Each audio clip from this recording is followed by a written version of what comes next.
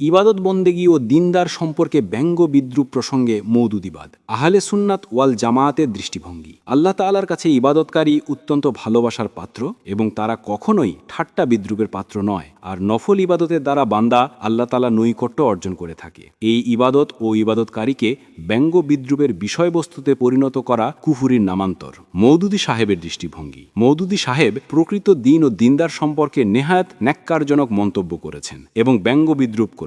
তিনি বলেন, নামাজ, রোজা, হজ, জাকাত ইত্যাদির নাম দিন নয়, মানুষের লেবাস পোশাকের সাথেও দিন সম্পৃক্ত নয়। দুনিয়ার কাজ ছেড়ে দিয়ে ঘরের কোণে বসে আল্লাহ আল্লাহ করার নামও ইবাদত নয়। এই কথাগুলি বলার পর তিনি জিজ্ঞাসা সুরে বলেন, আর একজন চাকরের কথা ধরুন, সে রাত্রদিন কেবল পরের কাজ করে, অন্যের আদেশ শুনে এবং পালন করে, অন্যের আইন মানিয়া চলে এবং তাহার প্রকৃত মনিবের যত আদেশ ও ফরমানই হোক না কেন তাহার বিরোধিতা করে, কিন্তু সালাম দেওয়ার সময় সে তার প্রকৃত মনিবের সম্মুখে উপস্থিত হয় এবং মুখে কেবল তাহার নাম জপিতে থাকে। আপনাদের কাহারও কোনো চাকর এইরূপ করিলে আপনারা কি করিবেন? তাহার সালাম কি তাহার মুখের উপর নিক্ষেপ করিবেন না? মুখে মুখে সে যখন আপনাকে মুনিব আর মালিক বলিয়া ডাকিবে, তখন আপনি কি তাহাকে এই কথা বলিবেন না যে, তুই ডাহা মিথ্যাবাদী ও বেঈমান, তুই আমার বেতন খাইয়া অন্যের তাবিদারি করিস, মুখে আমাকে মুনিব বলিয়া ডাকিস, কিন্তু প্রকৃতপক্ষে কেবল অন্যেরই কাজ করিয়া বেড়াস। ইহা নিতান্ত সাধারণ বুদ্ধির কথা, ইহা কাহার বুঝিতে কষ্ট হয় না। কিন্তু কি আশ্চর্যের কথা, যাহারা রাত্রদিন আল্লাহর আইন ভঙ্গ করে, কাফের ও মুশরিকদের আদেশ অনুযায়ী কাজ করে এবং নিজেদের বাস্তব কর্মজীবনে আল্লাহর বিধানের কোনো পরোয়া করে না, তাহাদের নামাজ, রোজা, তসবিহ পাঠ, কুরআন তেলাওয়াত, হজ, জাকাত ইত্যাদিকে আপনি ইবাদত বলিয়া মনে করেন। এই ভুল ধারণার মূল কারণ ইবাদত শব্দের প্রকৃত অর্থ না জানা। তিনি বলেন, আরও একটি চাকরের উদাহরণ নিন। মনিব তাহার চাকরদের জন্য যে ধরনের পোশাক নির্দিষ্ট করিয়াছেন, মাপজোক ঠিক রাখিয়া সে ঠিক সেই ধরনের পোশাক পরিধান করে। বড় আদব ও যত্ন সহকারে সে মনিবের সম্মুখে হাজির হয়। প্রত্যেকটি হুকুম শোনা মাত্রই মাথা নত করিয়া শিরোধার্য করিয়া লয়, যেন তাহার তুলনায় বেশি অনুগত চাকর আর কেহই নাই। সালাম দেওয়ার সময় সে একেবারে সকলের সম্মুখে আসিয়া দাঁড়ায় এবং মনিবের নাম জপিবার ব্যাপারে সমস্ত চাকরের উপর নিজের শ্রেষ্ঠত্ব ও নিষ্ঠা প্রমাণ করে। কিন্তু অন্যদিকে এই ব্যক্তি মনিবের দুশ্মন ও বিদ্রোহীদের খেদমত করে, মনিবের বিরুদ্ধে তাহাদের যাবতীয় ষড়যন্ত্রে সে অংশগ্রহণ করে এবং মনিবের নাম পর্যন্ত দুনিয়া হইতে নিশ্চিহ্ন করিবার উদ্দেশ্যে তাহারা যে চেষ্টাই করে, এই হতবাগা তাহার সহযোগিতা করে। রাত্রের অন্ধকারে সে মনিবের ঘরে শীত কাটে আর ভোর হইলে বড় অনুগত চাকরটির ন্যায় হাত বাঁধিয়া মনিবের সম্মুখে হাজির হয়। এই চাকরটি সম্পর্কে আপনি কি বলিবেন? আপনি নিশ্চিত তাহাকে মুনাফিক, বিদ্রোহী ও নিম্ন খারাম প্রভৃতি নামে অভিহিত করিতে একটু কুণ্ঠিতা হইবেন না। কিন্তু আল্লাহর কোনো চাকর যখন এই ধরনের হাস্যকর আচরণ করিতে থাকে, তখন তাহাকে আপনারা কি বলিতে থাকেন? তখন আপনারা কাহাকেও পীর সাহেব, কাহাকেও হযরত মাওলানা, কাহাকেও বড় কামেল, পরহেজগার প্রভৃতি নামে ভূষিত করেন। ইহার কারণ হইল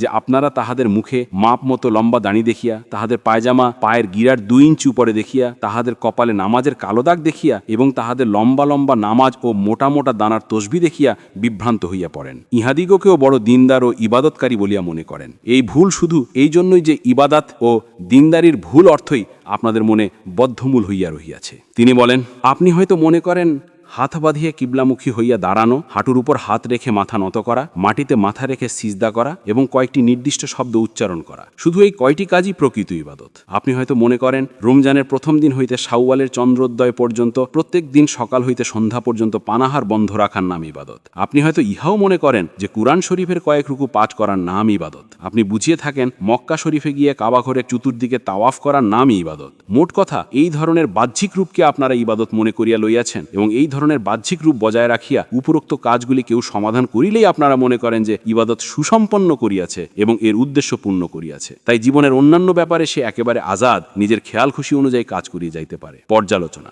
মওদুদি সাহেবের মতে ইসলামী রাষ্ট্র প্রতিষ্ঠার চেষ্টা ব্যতিরেকে নামাজ, রোজা, তেলাওয়াত ইত্যাদি সকল ইবাদত বন্দেগী সম্পূর্ণ নিরর্থক, বরং এহেন ইবাদতকারী ঠাট্টা বিদ্রুপের পাত্র। পবিত্র কুরআন কারিমে আল্লাহ তাআলা দিনদারদের ভূয়সী প্রশংসা করেই সাত করেছেন, মুমিনগণ সফলকাম হয়ে গেছে, যারা নিজেদের নামাজে বিনয়ী ও নম্র, অনর্থক কথাবার্তায় নির্লিপ্ত, যারা জাকাত দান করে থাকে এবং যারা নিজেদের যৌনাঙ্গকে সংযত রাখে এবং যারা আমানত ও অঙ্গীকার সম্পর্কে হুঁশিয়ার থাকে এবং তাদের নামাজ সমূহের হিফাজত করে, তারাই জান্নাতুল ফেরদাউসের উত্তরাধিকার লাভ করবে। আল মুমিনুন 1-11 আয়াত। আল্লাহ তাআলা সাহাবিয়ে কিরামের ইবাদত বন্দেগীর উচ্চ প্রশংসা করে বলেছেন, আপনারা আল্লাহর অনুগ্রহ ও সন্তুষ্টি কামনায় তাদেরকে রুকু ও সিজদারত দেখবেন, তাদের মুখমণ্ডলে রয়েছে সিজদার চিহ্ন।